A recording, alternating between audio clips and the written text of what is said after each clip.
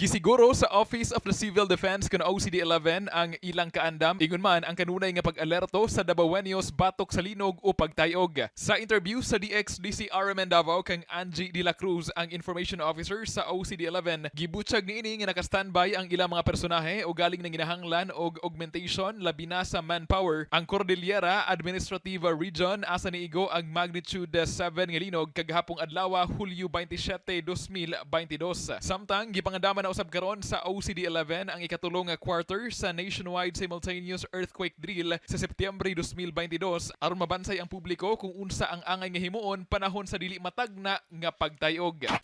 Upcoming po ato ang third quarter MSED, nationwide simultaneous earthquake drill. So, sa ato pang i-inform ang mga barangays and that para maka-participate ang ato ang community.